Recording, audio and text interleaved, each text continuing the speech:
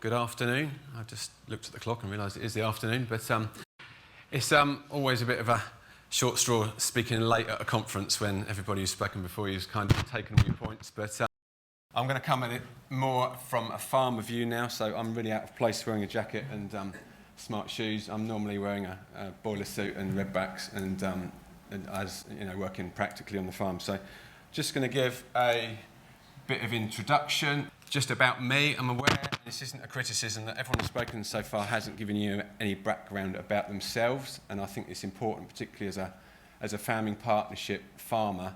I'm going to do that in a minute, just talk a little bit about me and some of my motivations. This is just some stats on our business. We're farming for 15 separate landowners, and only 4.5% of that land is owned by the family. So 95.5% of our land is on very short-term agreements, which is potentially a weakness, but potentially means that we need to be pretty quick on our feet as well. We've been 100% no-till, low disturbance disc since 2014, and before that we were direct drilling. I'm a 2013 Nuffield Scholar and the director, as you said. I'm married with 4 children at 4 different schools, which is fun. And as a business, we're quite often known for things that we don't do. So we don't ever work Sundays. That is a red line for our business and never will. We haven't used P&K from a bag for over 20 years. And the industries are still fine and tested regularly. We don't bale any straw.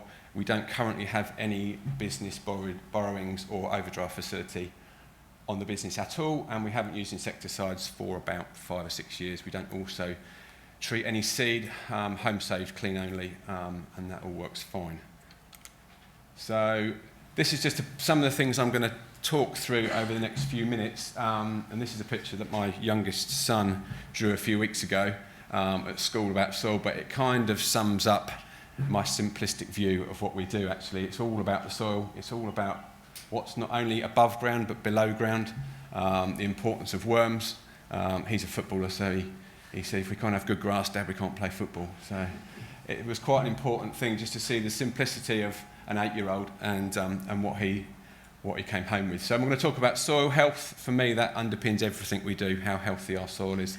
Cover crops has been mentioned. I'll just talk about them slightly. No-till, the importance of residues, crop residues, additions of soil organic matter to the ground, and then the 3 things that I think are very easy for us to start to pull back on, which are fertiliser, fuel and potentially fungicides in the future. And then also just some crystal ball gazing at the end, where I see us going in the future. So just as I start, I'm aware that everybody in this room is different and everybody has different motivations, and quite often we can come and all think, well, actually it's financial, we've just got to make the most money. But actually, as I look around with people I deal with, financial motivation isn't always the most important. And so, yes, it is. Obviously, we've got to make profit, but the future of the industry, the future of our families, the future of the soil is important as well. For me, family is really important. I try not to work weekends if I can help it. That's a really important motivation in how I run the business. And as farmers, we are quite free. You know, I think it's a huge benefit being a farmer that we can choose what we do each day. You know, we don't have a 9 to 5 where we've got to be at an office and clock in and clock out. That motivates a lot of what people do and a lot of the decisions they make within their business. And obviously food production, you know, I don't particularly get excited about putting the whole farm into stewardship. If people are doing it, I think we need to produce food for people to eat. I think it's one of my business's moral obligations, but others are choosing not to do that, and that's what motivates them or not. But it's all, for me, dependent on healthy soil. If we have healthy soil, we can grow healthy crops and feed people nutritious food. So we start rattling through some of the things that are just practical farmer things you can do. Cover crops, lots of people talk about cover crops. We started growing cover crops in 2014. We built and imported the parts to build a cross-slot drill, and we built a cross-slot drill and started drilling cover crops. And we'll regularly drill crops into cover crops looking like this on the green. Pretty dense. Sometimes we graze them with sheep, sometimes we don't. Sometimes they just break down and get fed to the worms and the biology in the soil. They make farming more interesting. There's so many benefits of cover crops, and I could spend hours talking about them. But for me, the big benefits, and the Americans call them soil primers, so they actually prime the soil to allow my drill to work better. So actually my drill works better into cover crops than it does into bare soil or into stubbles. They hold moisture, particularly summer sown cover crops that grow through the period between harvesting a cash crop in, say, June, July and planting an autumn sown crop. They can maintain and improve the structure, harvesting sunlight at a time of year when we get lots of sun. So they're pretty much a pretty instant solar park on my farm, which is just driving soil health. And this is one I've just pinched off the internet, and I'm not going to read them all out, but there are so many different benefits to cover and catch crops. By cover crop, I mean an overwinter. Cover crops are planted after a harvested crop in the summer, grown to be in the ground over the winter, which can significantly reduce erosion. And then a catch crop I call a crop which you plant after a harvested crop in between planting another autumn sown crop. So quite short, but you can get a huge amount of growth very, very quickly. And as the previous presentation said, there's some serious benefits to that. And very few negatives. Okay, what are the negatives? Well, we've got to plant them, we've got to pay for some seed, and we've got to find time to do it, and then we've got to have a machine that will actually plant into those rather than ploughing them down. So no-till, obviously something I'm fairly passionate about. My Nuffield Scholarship was pretty much about no-till, and I went to see people around the world who'd been doing it for more than 20 years. My conclusion was every single soil can be farmed in a no-till manner. You've just got to change the way you think and change the way you manage it. We're currently running 2 drills, a single disc cross slot and a horse sprinter drill, which we're selling because we've got a lot of rock in our soil, and the tine tends to fish all the rock out of the ground, which is not ideal. But it gives us a lot of output and capacity in very short drilling windows. It's a saving in manpower, machinery costs and fuel. So at the moment we're establishing crops for between 8 and 10 litres a hectare, and I'm looking to get that even lower to around 4. We're getting far less erosion. It's a lower cost system in terms of once you've got invested in machinery, it's quite simple to run. I was watching a video last week about somebody comparing fuel use on their tractors, and they were saying that one tractor was using 35 litres of diesel a hectare to cultivate, and the other one was 25. And isn't that great? And I know people that are doing it for less than 4 to plant a crop. So it's another way to make a saving, but also in the carbon calculator, fuel is significant. Picture of part of our farm here. The addition of soil organic matter. I know in the 2 stages of the ELMS system that adding organic matter can just be chopping straw and stubbles.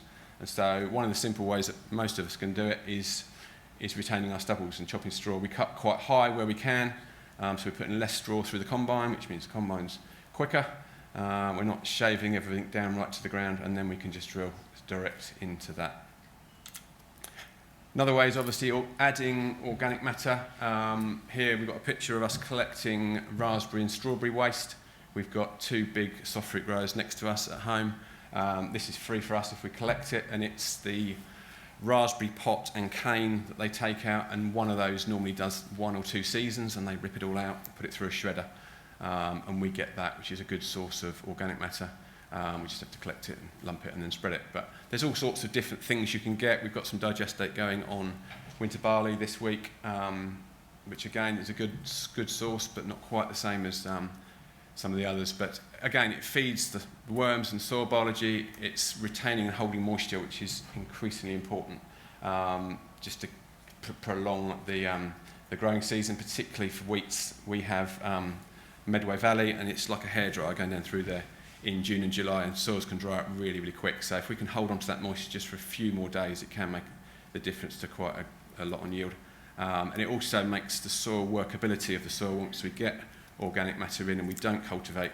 I said to someone recently, cultivating my soil would be like ripping up the London Underground every year. You know, you've got all that network of stuff down there, the wormholes and the bacteria and the mycorrhizal fungi. Why would you rip it up when you can just plant a seed straight into it? And I'm aware that root crops, you do need to disrupt it sometimes. So fertiliser, again, obviously a significant cost at the moment, and who knows where that's going to end up with the situation in Russia and Ukraine at the moment. We are reducing, for the past 3 years, I set a target with the agronomists to reduce 10% a year on year. We're doing that even more this year with a quite significant drop, which has also coincided with a change in agronomist. But we've got to look at this stuff. It's costing huge amounts of money. You know, that's where we ought to be targeting some research into how much we can drop it and what do we need to add to it to make the use of that more efficient. So we do add a product into that just to help reduce scorch, reduce losses and reduce the negative effect on standing crops. We're all liquid with sulphur, all through a sprayer. It's not particularly novel, but this year we're going to be down to 150 kilos of soil applied plus 30 of foliar applied with Nurture-M, which is a humic fulvic additive. The next question, I guess, after all that is fungicides, and it's probably not a significant thing in a carbon calculator, but it is a significant cost to our businesses, that if we actually start reducing our fertiliser use, is the crop going to be less prone to disease? And there's people far more qualified than that in this room, but that's where I'm looking next. Actually, can we start to reduce our need for fungicides or our rates applied? And then fuel use is another one that I did touch on briefly earlier. As I say, currently we're between 7 and 10 litres a hectare to establish a crop. I've actually ordered one of these drills, which come in later in the year, just to give us more time. As someone said recently, it's like buying 2 Septembers when you go for one of these drills. And actually, we're taking on more land and doing more contract drilling, and time is important, time is valuable, and we get one opportunity to establish a crop with no-till. You don't have multiple passes with cultivators to get that top tilth just right. You've got to get it in bang on. So having output and versatility as people assess their businesses going forward is going to be important for us. And I know that there are people establishing crops with these kind of drills for 3 to 4 litres a hectare of diesel, which is a significant saving, particularly as fuel availability and price goes up. Obviously, we're no-tilling into residues if we've got chopped straw. So after something like a winter bean crop, we won't put a cover crop in, just drill straight into residues. But where we can, we want to get catch and cover crops in as soon behind the combine as possible, because the longer you leave soils after the combine, the more they dry out. So really, we want to be caught up each day drilling cover and catch crops, which something like this allows us to do, and it just buys us time and opportunity. And the financial savings, once you scale this up, are really quite significant on fuel. And compared to 30 years ago, Dad was farming half the acreage we're farming with 2 men, and they would probably have 3 tractors running up and down all day to get 30 or 40 acres in. And something like this has got the capacity of 200 plus a day with 1 man. So, you know, it's an exciting future. I think as farmers look at their businesses, I think there will be some casualties. I think some will choose to get out, but that gives some of us the opportunity to scale up and go forward with a system which is not just sustainable, but regenerative and carbon friendly as well. So I've got no idea how long I've been talking, but I'm going to finish with that, which is a poster which came out, I think, in the 80s, which is on our workshop wall. And you know, I haven't talked a lot about figures and graphs, and as a farmer, I just try and get everything down as low as possible. I evaluate every single cost in the business, and a lot of things we just don't do because I don't see a financial return. But you know, sometimes we need experience and just gut feeling about what's right. And for me, some of these things I've talked about actually are gut right for our business, you know, and whether you can quantify a benefit or not, actually, for the soil health and for the benefit of your business going forward, they're good things to do. So I'm going to leave it at that. Thank you, Tom.